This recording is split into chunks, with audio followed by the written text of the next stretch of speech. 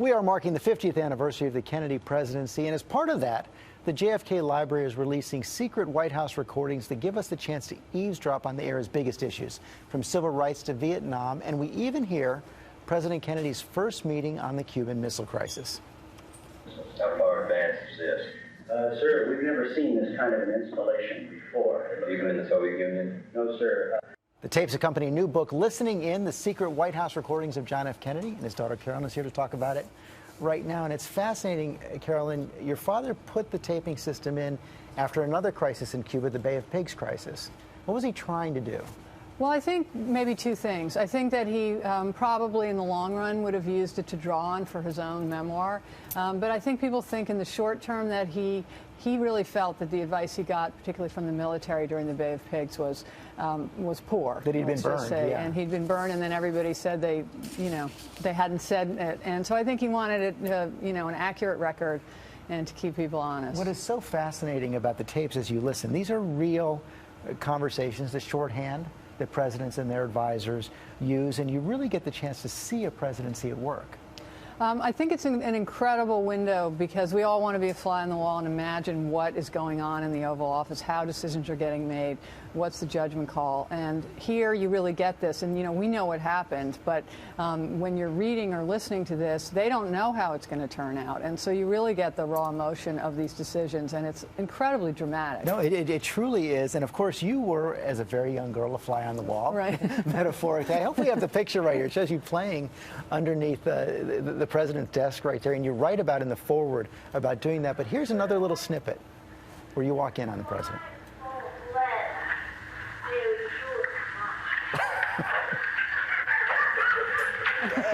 And you're laughing there, but one of the things that's so amazing, of course, I don't think you can't remember that moment, but here's the president on the one moment talking about the Cuban Missile Crisis, boom, complete switching of gears. Right, right. Well, I think, people know with kids keep you grounded, and so I think he really felt that the Cuban Missile Crisis, he talked about it, his obligation was to keep all of us safe, and so I think that probably, you see him as a father, and that's a wonderful balance. And you write a little bit about playing under the desk, I think making little toys with making necklaces with the paper clips, right? Yeah. Did hearing the recordings bring back anything else, or is it just too long ago?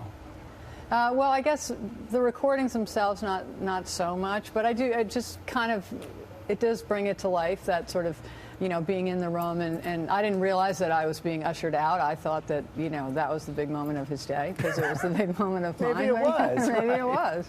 We have one other tape I want to play a little bit of a snippet of. This is actually a dinner the president had with journalists right after he announced that he was running for president. It's in a fascinating transcript, but he's very open here about his ambitions and the meaning of the presidency.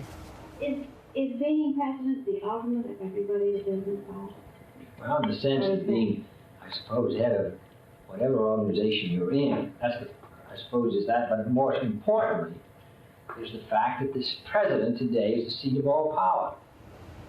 In that dinner, he was also, though, very open about his vulnerabilities. He called himself, I think, a physical wreck at the time. Well, I think it's so interesting because he talks about how relatively simple the problems were and how frustrating it was to be in the Senate, where you could work so hard and then something could happen and all that went for naught. And the presidency was really the place that you could get things done and bring change. And it's this era that is one of tremendous change, both at home with civil rights, around the world, similar to what we have now. So what you realize is you're really talking about the kind of person and the kind of judgment that and that's what I want to get to, because, we're almost certainly never going to have tapes like this. Right. Again, after Watergate, there's no more tapes at all. So this is one of the few ways that people can really get a sense of how a president handles things coming to him all day long. And how many different kinds of things are coming at them all day long, big, small, and how they manage to maintain their sense of balance. It's a fascinating look in. It's called Listening In. Carolyn Kennedy, thanks very much.